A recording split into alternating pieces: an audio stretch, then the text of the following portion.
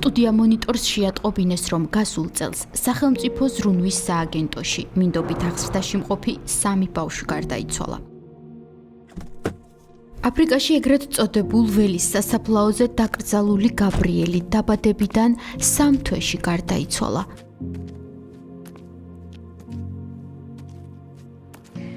აი აქ უნდა იყოს იმ ჩვილის საფლავი, როგორც მოგვასწავლეს, რომელსაც ჩვენ ვეძებთ. სასაფლაოზე საფლავის ქვების გარეშე შავ ტრაფარეტებს შორის ჩვილის საფლავსაც მივაგენით. ვიპოვეთ, ეს არის. ვიპოვეთ 3 თვის გაბრიელის საფლავი. ის აქ 2024 წლის 12 ივლისს დაკრძალეს სასაფლაოს იმ ნაწილში, რომელიც უჭირისუფლო მიცვალებულებისთვისაა განკუთვნილი. გაბრიელი კლინიკა პინეოში ბიოლოგიურმა დედამ დაბადებისთანავე მიატოვა. შემდეგ ზრუნვის სააგენტომ ის მიმღებ ოჯახში მინდობით აღზრდაში გაუშვა, რა გახდა 3 თვის ჩვილის გარდაცვალების მიზეზი და იყო თუ არა ეს ზრუნვის და ყურადღების ნაკლებობა. მისი ამბავი ჯერ მინდობით აღმზრდელთან მოვიკითხეთ. რა ჯანმრთელობის პრობლემა შეექმნა მას, თუ შეგიძლიათ რომ მითხრათ? ანუ თქვენთან მოვიდა ბავშვი ჯანმრთელი, როგორც ვიცით ჩვენ. საბუთები არანაირი არ ხო, საბუთები მივიღეთ, როცა ბავშვი გადავიყვანე კლინიკაში, მას მე არის ბავშვი რა მდგომარეობაში იყო. თქვენთან რომ მოვიდა ბავშვი, როგორ მდგომარეობაში იყო? სოციმუშაკი თუ ჩააყენეთ საქმის კურსში და რა პრობლემა შეექმნა? როდის მიმართეთ ექიმს? ალო. ქალბატონო მაია. გაბრიელი სოციალურმა მუშაკმა მინდობით აღმზრდელს მაია ლობჟანიძეს მიუყვანა. ჩვენ მათ რამდენჯერმე მივაკითხეთ, ბინდან ხმა გამოდიოდა, თუმცა კარი არავინ გაგვიღო. გაბრიელის სიცოცხლეზე და ჯანმრთელობაზე პასუხისმგებელი სახელმწიფო იყო. გაბრიელი აშვილში სასწრაფო დახმარება მიიყვანა. ის იქ რამდენიმე დღეში გარდაიცვალა. კლინიკა მისი სამედიცინო დასკვნის გადმოცემაზე უარი გვითხრა. მონიტორის მიერ სხვა გზით მოპოვებული ინფორმაციით, ბავშვი საავადმყოფოში მალნუტრიციის დიაგნოზით შევიდა, რაც სხვა სიტყვებით რომ ვთქვათ, შიმშილს ნიშნავს. ზრუნვის სააგენტოს ხელმძღვანელი იმ პერიოდში შინაგან საქმეთა მინისტრის მოადგილის ალექსანდრე დარახველიძის მეუღლე რუსუდან კოხოძე იყო. რამდენიმე კითხვა გვაქვს თქვენთან. ზრუნვის სააგენტოში 3 თვის გაბრიელი გარდაიცვალა, მინდობით აღზრდაში იყო და რა იყო მისი გარდაცვალების მიზეზი? დიდი ბოდიში, ახლა ნამდვილად მეჩქარება. მალნუტრიცია იყო ერთ-ერთი მიზეზი, ჩვენი წყაროს ინფორმაციით. მიმართეთ ზრუნვის სააგენტოს. მე აღარ ვმუშაობ ზრუნვის სააგენტოში უკვე დიდი ხანია. რამდენი ხანია? ცოტა ხნის წინ იქ იყავით? მართლა აღარ ვმუშაობ. გარკვევით. ეს შეისწავლეთ, თქვენ დროს მოხდა და კიდევ 2 ბავშვი გარდაიცვალა იქ. მოკვლევა თუ იყო? მე დარწმუნებული ვარ პასუხს. თქვენ დროს მოხდა 2024 წლის ივლისში და დეკემბერში.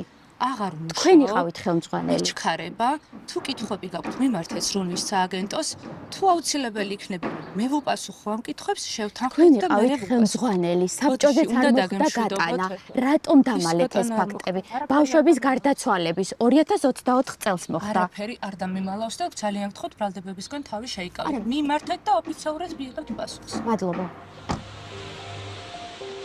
სტუდია მონიტორმა ზრუნვის სააგენტოს კითხვებით მიმართა, მათ შორის გაბრიელის გარდაცვალების მიზეზის შესახებ, თუმცა სააგენტომ ჩვენს კითხვებს არ უპასუხა. გაბრიელი სახელმწიფო ზრუნვაში მყოფ ბავშვებს შორის ერთადერთი არ არის, რომელიც ბოლო პერიოდში გარდაიცვალა. ერთ მიმღებ ოჯახში, 1 თვის შუალედით 2 მცირეწლოვანი გარდაიცვალა. ორივე ბავშვი 6 წლის შეზღუდული შესაძლებლობების მქონებელი იყო.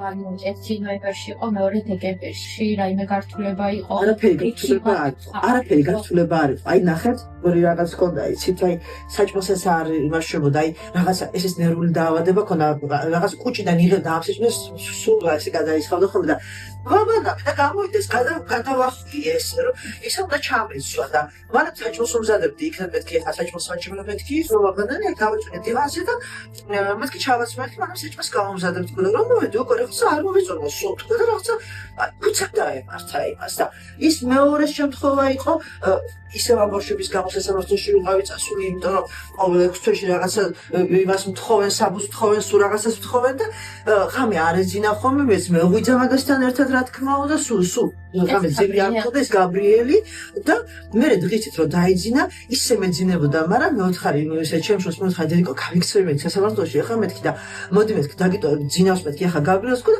ამ ძილში არ ვიცი რა მოხდა, არ ვიცი, ამ ძილში ბავშვი მეთქი შევაღვიძე ხო ვაჭამო საჭმელი თქო და გადასვლილი და ამ ბავშვების თავარმა მეურვემ სახელმწიფო ზრუნვის სააგენტომ არც ორი გარდაცვალების შესახებ გვიპასუხა.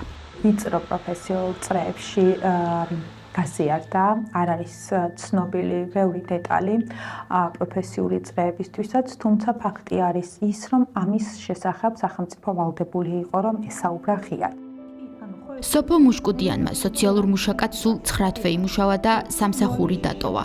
თანამშრომლების გადინება არ არის ერთადერთი პრობლემა იმ სისტემის, რომელიც ასე მუშაობს. სახელმწიფო ზრუნვაში 1649 ბავშვია. მათზე პასუხისმგებლობა ჯანდაცვის სამინისტროს სიფს, ზრუნვის სააგენტოს ეკისრება. სწორედ სააგენტო განსაზღვრავს, შეესაბამება თუ არა ბიოლოგიური ოჯახის ატმოსფერო ბავშვის საუკეთესო ინტერესებს.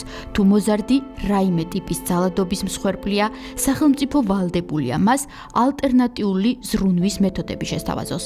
ასეთებია პრიორიტეტული მინდობით აღზრდა, რომელიც ყველაზე მეტად გავს ოჯახურ გარემოს. ან მცირე საოჯახო ტიპის სახლები.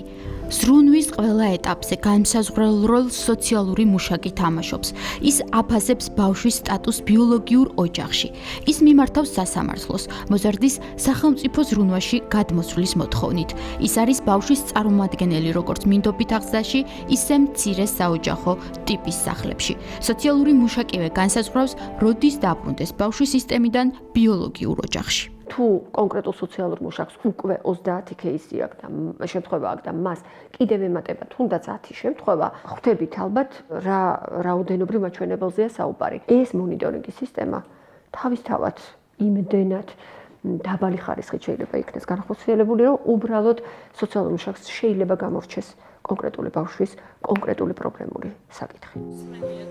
სისტემის ერთ-ერთი მთავარი გამოწვევა სოციალურ მუშაკებს უკავშირდება. საქართველოს განათლების ფსიქოლოგთა ასოციაციის მიერ ჩატარებული კვლევის მიხედვით, მათ მუშაობა სტრესულ და ხშირად საფრთხის შემცველ გარემოში უწევთ. არ უნაზღაურდებათ ტრანსპორტირება, გამოძახება ისეთ დასახლებაში უწევთ, სადაც საზოგადოებრივი ტრანსპორტი ხელმისაწვდომი არ არის. ამას მცირედი ანაზღაურება ემატება და გასაგები ხდება, რატომ ტოვებენ სისტემას სოციალური მუშაკები. არასახარბიელო პირობების გამო მათ ადგილს ახალი კადრებით დროულად ვერ ანაცვლებენ. სისტემას თანამშრომლები არ ყოფნის, თავად სოციალური მუშაკები კი საქმეს ვერ აუდიან. როდესაც ეს ადამიანები, ბავშვები უბრალოდ არ იცნობენ სოციალურ მუშაკებს, იმიტომ რომ სიტყვაზე ეს იყო და ის მოვიდა და ჯერ არ მოსულა ჩემამდე. ბუნებრივია ეს პრობლემაა თავად სისტემისთვის. კვლევის მიხედვით საქართველოში მომუშავე მზრუნველობა მეურვეობის სოციალურ მუშაკთა თითქმის 46% ემოციურად ძალიან ძლიერად არის გადაღლილი. სოციალურ მუშაკთა გადაწვა პირდაპირ გავლენას ახდენს უშუალოდ მომსახურების მიმღებზე. იმ შემთხვევაში თუ სოციალური მუშაკი გადამწვარი არის, ხო და მაღალი ემოციური სტატვირთვა აქვს, ამ შემთხვევაში ის ვერც ერთ შემთხვევაში ვერ მიაწვდის მომსახურების მიმღებს ეფექტიან და შედეგზე ორიენტირებულ მომსახურებას და ამის შედეგები ჩვენ უამრავი გვაქვს. სისტემის არანაკლები გამოწვევაა მინდობით აღმზრდელთა სიმცირე. მე და ჩემმა მეუღლემ ერთ წელიწადს გადავწყვიტეთ, ესე ვთქვათ, რომ ბავშვი აგვეყვანა. გადაწყვეტილება მივიღეთ იმის გამო, რომ ჩვენი უფროსი შვილი, ასე ვთქვათ, არის მეხუთე ორსულობიდან, რომელიც გადაგვირჩა, ასე ვთქვათ, მანამდე მკვდრად მშვენიერობა მქონდა რამოდენიმე და 4 ნაყოფი დამეღუპა და მეხუთე გადარჩა როგორც იქნა. თქვენ რამდენი წლის წინ გახდით მინდობითი აღმზრდელი. ელისო ბოჭორიშვილმა თავდაპირველად ჯანდაცვის სამინისტროს ბავშვის შვილად აყვანის მიზნით მიმართა. სწორედ იქ გაარკვია, რომ ამ პროცესს წლები დასჭირდებოდა, მაგრამ არსებობდა მინდობით აღზრდის პროგრამაც. ამ პროგრამაში მოსახვედრად მან სპეციალური მომზადება გაიარა. მისი მინდობით აღზრდელი 4 თვის იყო.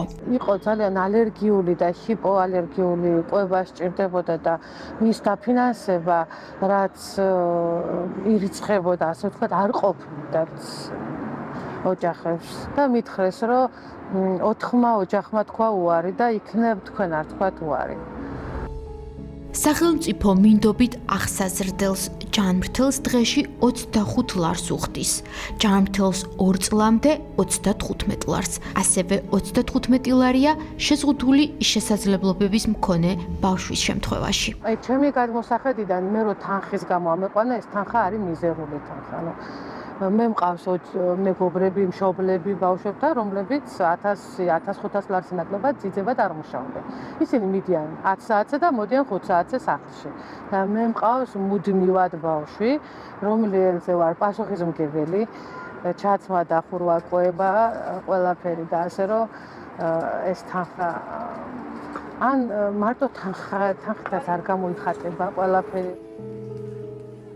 ელისო ბოჭორიშვილის მინდობით აღსაზრდელს ოპერაცია დასჭირდა. კვლევებისა და რეაბილიტაციის თანხა მის სახელმწიფო დაფინანსებაში გათვალისწინებული არ იყო. მაგალითად, ბავშვების დახმარებაში საერთოდ არ შედის სტომატოლოგიური მომსახურება. ამ ხარჯების გაღება მინდობით აღმზრდელებს ხშირად საკუთარი ჯიბიდან უწევთ. სამეფიცება ვინახავდი ხოლმე, მე გაუვიდა იმას ფერი გადავიდა, აბსოლუტურად 1 ლარი არ გადაუხდია სახელმწიფოს. მე არ ვიცი ამ მიგიმართავთ? მივმართე აი ოპერაციის შემდეგ 4 წლის მერე. ოპერაციის თანხა თქვენ გადაიხადეთ? ოპერაცია იყო ემერჯენსით გაკეთებული, ასე ვთქვათ და თანხა არ გადაგვიხდია.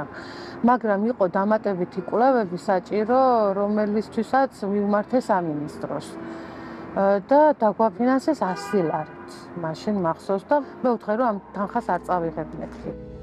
სახელმწიფო მინდობით აღმზრდელის სტატუსს განიხილავს როგორც პროფესიას, მაგრამ განსაზღვრული არ არის რა ღირს მისი შრომა, როგორ უნდა გადაანაწილოს მაგალითად 750 ლარი ბავშვის მოვლაზე და თავადაც ანაზღაურება მიიღოს. როგორ ნაწილდება, არავინ არ იცის. არც ერთ ეტაპზე საქართველოს კანონმდებლობას არ განუსაზღვრავს, ვთქვათ, ამ ფიქსირებულ თანხაში, რამდენი იქნება, ვთქვათ, შრომის ანაზღაურება და რამდენი იქნება ბავშვის აღზრდის თანხა. არის შემთხვევები, როცა ამ ბუნდოვანებით არაკეთილსინდისიერად სარგებლობენ. სისტემას კი არავითარი დაზღვევა არ გააჩნია. ასეთი ეპიზოდები აღწერილია 2023 წლის ბავშვზე ზრუნვის ეფექტიანობის კვლევაში, სადაც ერთ-ერთი აღსაზრდელი ბავშვი ყვება. საჭმელზე იყო მართლა კატასტროფა. ყვება იყო თვის ბოლოს თუ თვის დასაწყისში, ანუ ხელფას როდესაც იღებდნენ. ანუ ერთ და იგივე საჭმელი მოდიოდა თვიდან თვემდე. მაკარონი იყო ძირითადად ყვებაში, წვნიანი თითქმის არ იყო.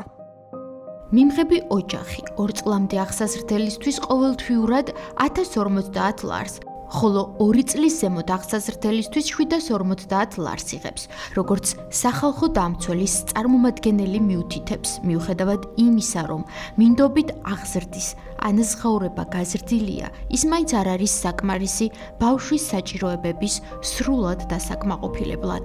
არც იმ დროისთვის არ იყო საკმარისი ეს თანხა იმისთვის, რომ ბავშვს სრულფასოვანი სწავლის შესაძლებლობა ჰქონოდა და ნებისმიერ წრეზე გეტარებინა.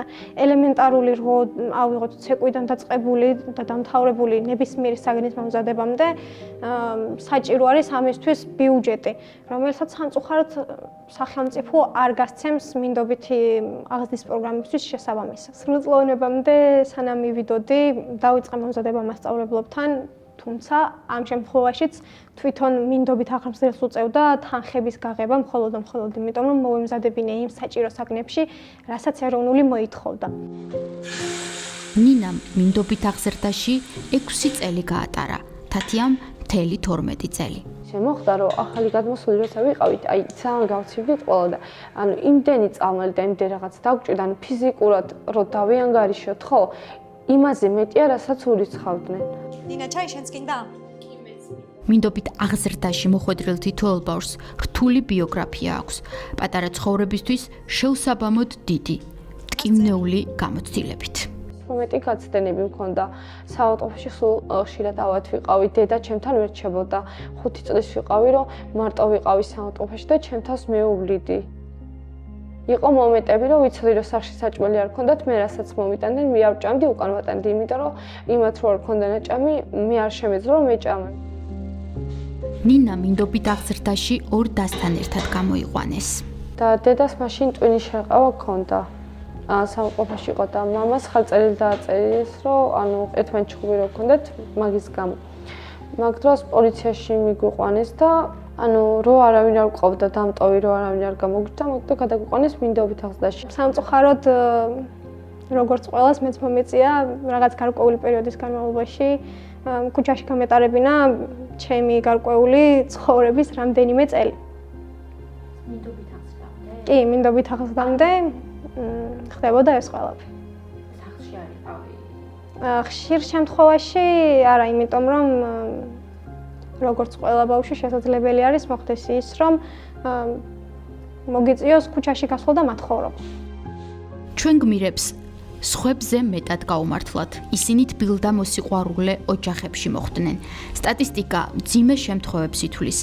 სახალხო დამცველის აპარატის წარმომადგენელი საუბრობს შემთხვევებზე, როცა მინდობით აღზრდელი ბავშვი გადაჭარბებულად იყო ჩართული საოჯახო საქმიანობაში, რაც ბავშვის შრომით ექსპლუატაციად ჩაითვალა. ის ბავშვიც და ჩვენც ვიყავით ძალადობის მსხვერპლი. უბრალოდ მე ცოტა დიდი რომ ვიყავი, ამიტომ ხელით ვერ მეხებოდნენ. ისე ფიზიკურ შეურაცხყოფას მაყენებდნენ და მძიმე ტვირთის ტარებითაც მსხლიდნენ. იყო ასე წლინახევრის ბავშვი, რომელსაც ცალი ხელით იჭერდნენ თვითონ ბავშვს და ისე სცემდნენ, წკეპლით სცემდნენ. სიცივეში ჰყავდათ და ძალიან ცუდად ექცეოდნენ. ბავშვები ისეთი მოულელები და მოუწესრიგებლები არიან. მაგალითად, იმ დღეს ვამბობდი, როგორ შეიძლება ბავშვს ასეთ მდგომარეობაში ჰქონდეს ფრჩხილები. ვერ ხვდები. 8 წლის ბავშვს პირში კბილები არ ჰქონდეს. შეიძლება ეგეთი. მცირე საოჯახოში გადაყვანილი ერთი ბენეფიციარი მახსენდება, რომელმაც სარეცხის საპნის გარდა საპონი თუ არსებობდა არ იცოდა. მცირე საოჯახოს აღმზრდელები იყვნენ შოკში. მინდობიდან იყო გადაყვანილი. შეიძლება გითხრან, რომ არასაკმარისი რაოდენობა მიმღები მშობლების. ესეც არის ერთ-ერთი არგუმენტი, რატომაც შეიძლება სახელმწიფომ თქვას, რომ რა ვქნათ ჩვენ. ანუ ცოტა მიმღები მშობელი არის და სად წავიყვანოთ ბავშვები. რა არის ამ შემთხვევაში სახელმწიფოს ვალდებულება? ხო, სახელმწიფოს ვალდებულება არის ის, რომ თუ ამბობს, რომ მე ამ პროგრამას ვახორციელებ, მაშინ უზრუნველყოს ამ პროგრამის ეფექტიანად განხორციელება. მიმღები მშობლის საქმიანობა 24 საათიანი სამუშაოა დასვენების დღეების და შვებულების გარეშე. იმ პირობებში, როდესაც მათ რთული ქცევის ტრამვული ბავშვების აღზრდა უწევთ და ისიც კი არ არის ნათელი, ამისთვის განსაზღვრული ხელფასი ეკუთვნით თუ არა. გასაკვირი აღარაა, რომ ამ პროგრამაში სულ უფრო ნაკლები მინდობით აღზრდელი ერთვება. განსაკუთრებით მწვავეა მათი ნაკლებობა რეგიონებში. კვლევის მიხედვით, მიმღებ ოჯახში დასაშვები მაქსიმუმ 4 აღზრდელის ნაცვლად, ხანდახან 6 და მეტი იზრდება. სახელმწიფოს, რომელსაც პრობლემის მოგვარება ეკისრება ამ ვითარებაში, უბრალოდ დამკვირვებელია. ბავშვი რო შემოდის სახელმწიფოს ზრუნვის სისტემაში, მისი კანონიერი წარმომადგენელი ხდება მეურვეობითი მზრუნველობის ორგანო. ბავშვის ბიოლოგიური ოჯახიდან მინდობით აღზრდაში გადაყვანას სახელმწიფო უკიდურეს და დროებით ღონისძიებად მიიჩნევს. სახელმწიფოსვე ევალება შემდგომში ბიოლოგიურ ოჯახების მომზადება ბავშვის დროულად დასაბრუნებლად. თუმცა კვლევის თანახმად 23%-ს ბიოლოგიურ ოჯახებიდან სოციალურ მუშაკებთან ურთიერთობა საერთოდ არ აქვთ. ბავშვის ბიოლოგიური ოჯახისგან განცალკევების ძირითადი საფუძველი, ან მისი ერთ-ერთი მნიშვნელოვნად ხელშემწყობი ფაქტორი, მშობლის მძიმე ეკონომიკური მდგომარეობა, საცხოვრებლის და სტაბილური შემოსავლის არ ქონაა. ყოველივე ეს ერთ-ერთი საფუძველია, რის გამოც ბავშვი ვერ ბრუნდება ბიოლოგიურ ოჯახში და წლების განმავლობაში იმყოფება სახელმწიფო ზრუნვაში. 2021 წლიდან აიკრძალა ბიოლოგიური ოჯახიდან ბავშვის სიღარიბის გამოყვანა, თუმცა კანონის მიხედვით დასაშვებია ისეთი მიზეზით ოჯახიდან ბავშვის გამოყვანა, როგორიცაა მოზარდის ინტერესების უგულებელყოფა. სოციალური მუშაკების თქმით, ეს კი სხვა არაფერია, თუ არა სიღარიბე. რა საშუალებები აქვს სახელმწიფოს წარმომადგენელს სოციალურ მუშაკს უკიდურესად გაჭირვებული ოჯახების გასაძლიერებლად? შეიძლება ჩვენ სოციალური მუშაკთან შევიდეს შეტყობინება, რომ ვთქვათ, ბავშვი არის უგულებელყოფის მსხვერპლი. რომ თქვათ არ კმაყოფილდება ბავშვის ბაზისური საჭიროებები და მიდის სოციალური მუშაკი ოჯახში ვიზიტზე და ხედავს რომ აღნიშნულ მშობელს სრულიად აქვს გააზრებული რომ ეს არის უგულებელყოფა, თუმცა არ აქვს რესურსი იმისი რომ ეს საჭიროებები დააკმაყოფილოს. ბაზისურ საჭიროებებზე ვსაუბრობთ ტანის სამოსი, საკვები, მედიკამენტი, ჯანმრთელობის მომსახურებები, ხო არ აქვს ამისი შესაძლებლობა. დღეს აღნიშნული არის მანკიერი პრაქტიკა არის საქართველოში ის რომ აღნიშნული ხდება ხშირ შემთხვევაში მიზეზი იმის რომ ბავშვები ოჯახიდან გამოიყვანონ და ბიოლოგიურ ოჯახს დააშორონ, ხო, რაც ამდულად ეს არის მანკიერი პრაქტიკა, სრულიად ეწინააღმდეგება ბავშვის უფლებებს, სრულიად ეწინააღმდეგება სოციალური მუშაობის პრინციპებს. ტრაგედია ზუგდიდში, ბუკიას ქუჩაზე გააჩენილ ხანძარს 2 არასრულწლოვნის სიცოცხლე ემსხვერპლა. 6 წლის ტყუპი ძმები მინდობით აღზრდიდან ბიოლოგიურ დედასთან ახალი დაბრუნებულები იყვნენ. დედა ღამის სამუშაოზე იყო. სახლში ელექტროენერგია გადაუხდელობის გამო ჩაჭრილი ჰქონდათ. ბიჭები სავარაუდოდ სანთლიდან გაჩენილ ხანძარში დაიწვნენ. ეს ჩემთვის რა თქმა უნდა არის სიმპტომი იმისა, რომ იქ ის საფრთხეები, რომელიც შეიძლება დაქონოდა ბავშვს, არ იყო სწორად და კარგად დანახული. ისევე როგორც ამის გამო, რომ ხარ მარტო ხელმშობელი და გიწევს ასეთი მძიმე სამუშაოს ღამის საათებში განხორციელება, ეს ცალსახად მეუთითებს იმაზე, რომ ღია შრომით ბაზარზე არ არის ისეთი ტიპის სამსახური, რომელიც დღის განმავლობაში დაგასაქმებს ისე, რომ შენ იმის საშუალება აღარ გექნება, რომ ღამე გახვიდე და ღამე იმუშაო ღამის საათებში, რათა ბავშვები აი ამ რისკის წინაშე არ დადგნენ. სოციალურად დაუცველ ოჯახებში არასრულწლოვანის დახმარება 100 ლარია. მაშინ, როდესაც იგივე ბავშვს მინდობით აღზრდაში 7-ჯერ მეტი ერიცხება, რაც ასევე როგორც აღმზრდელები ამბობენ, საკმარისი არაა. რატომ არ არის მექანიზმი ისე შემუშავებული, რომ როდესაც ბავშვი ოჯახიდან გაყავთ, ამ შემთხვევაში რესურსები არსებობს და როდესაც ბავშვი ოჯახში შესანარჩუნებელია, რესურსები ამისთვის არ არსებობს. რატომ არის ისე, რომ სიღარიბიდან გამომდინარე მიმღებ მშობელს შემიძლია გადაუხადო ის თანხა და ეს თანხა მე შესაძლებლობას მომცემდა, რომ ბავშვი ოჯახში შემენარჩუნებინა და ეს რატომ არ ხდება? მინდობით აღზრდის შემთხვევაში სისტემა პირველ რიგში ბავშვის ნათესავებს ეძებს. თუკი მათ პოულობს ბავშვზე 230 ლარს უხდის, ანუ 3-ჯერ ნაკლებს, ვიდრე იმავე მომსახურებაში სრულად უცნობ მიმღებ აღმზრდელს გადაუხდიდა. საზარელი ფაქტი თბილისში დედამ სავარაუდოდ ცემით საკუთარი 4 წლის შვილი მოკლა. 2019 წლის 22 იანვარს მთელი ქვეყანა საზარელმა ტრაგედიამ შეძრა. მინდობით აღზრდიდან ოჯახში დაბრუნებული 4 წლის ნინო დედამ ცემით მოკლა. პასუხისმგებელი ბავშვის რეინტეგრაციაზე ზრუნვის სააგენტოა. ბავშვის დაბრუნებამდე სოციალური მუშაკი ვალდებულია ჯერ მშობლები მოამზადოს და შემდეგ ზუსტად შეაფასოს, რამდენად უსაფრთხოა ბავშვისთვის ოჯახური გარემო დასაბრუნებლად. მაგრამ რა პროგრამებით არის აღჭურვილი სააგენტოს წარმომადგენელი? სოციალური მუშაკები ამბობენ, რომ ოჯახების ეკონომიკური გაძლიერების, დასაქმების, ინფრასტრუქტურული თუ პოზიტიური მშობლობის, უნარ-ჩვევების პროგრამები ხელმისაწვდომი არაა. რა შეცვალა სისტემამ, რომელშიც იღუპებიან ბავშვები? არაფერი შეცვალა. მინდობით აღზრდის პროგრამის 2023 წლის ბიუჯეტი 13 მილიონია. რამდენად საკმარისია ბიუჯეტი ბავშვებზე ზრუნვისთვის, ასევე სოციალური მუშაკების შრომის ანაზღაურებისთვის და მინდობით აღმზრდელებისთვის. ზრუნვის სააგენტომ ჩვენ არც ამ კითხვებზე გვიპასუხა.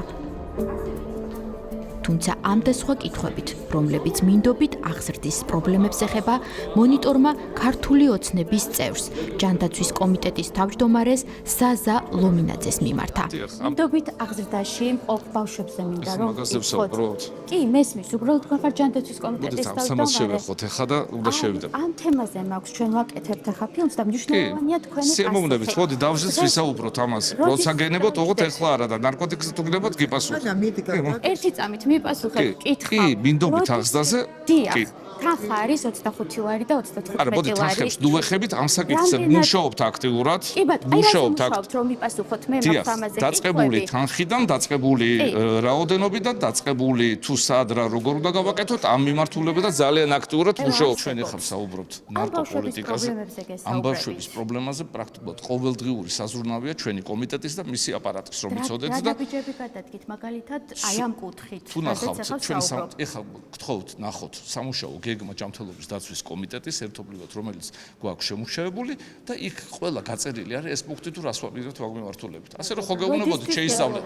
ხო გითხარით, წაიკითხეთ სამუშაო შეისწავლეთ სამუშაო გეგმა და ნახავთ. პროგრამები, სერვისები, ოჯახის გაძლიერების რატომ არ არსებობს? ისა, მოდით მე მოგცემთ ჩემს ავიზიტობარაც. ეს არის ჩემი ავიზიტობარაც.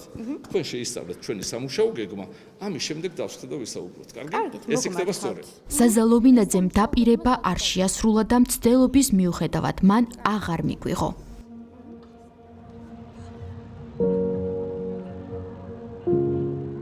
სანამ ქართული ოცნება მე-13 წელი ამ პრობლემებზე მუშაობს, მინდობით აღსაზრდელების ცხოვრება გადის და ისინი პროგრამით განსაზღვრული ასაკიდანაც გამოდიან. კვლევის მიხედვით სრულწლოვნების შემდეგ მინდობით აღსაზრდელთა 63%-ს ჰქონდა ფინანსური სირთულეები და საცხოვრებლის გარეშე დარჩნენ.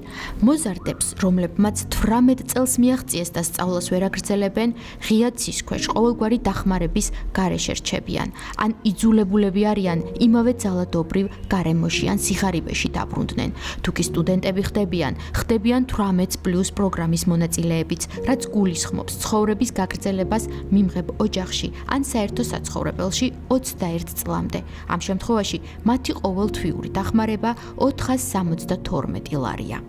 472 ლარი გვერიცხება და ყველაფერში უნდა იმყოფინო ეს. და თან ეხა პროდუქტებზე, თან მე რომ მუშაობ მაღაზიაში ხო ვიცი რაც არის. პროდუქტებზე ყველაფერზე ფასი აიწია.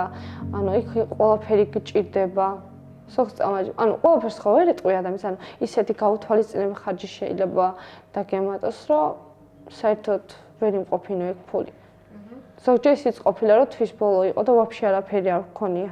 ცოტა რთულია, იმიტომ რომ 472 ლარი თითო ბავშვისთვის ძალიან წირი არის იმ ყველაფრისთვის, რისთვისაც თვიდან თვემდე ეს თანხა უნდა გეყოს. ჭამა, ჩაცმა, საუნივერსიტეტო ნივთები, გზა, ექიმი თუ დაგჭირდება, რასაც არ აფინანსებენ, მაგაშიც ჩვენი გადასახდელი არის თანხა, თუნდაც დ-ვიტამინის ანალიზი, კბილის ექიმი, რაც ყველაზე მნიშვნელოვანია, ესენი არ ფინანსდება.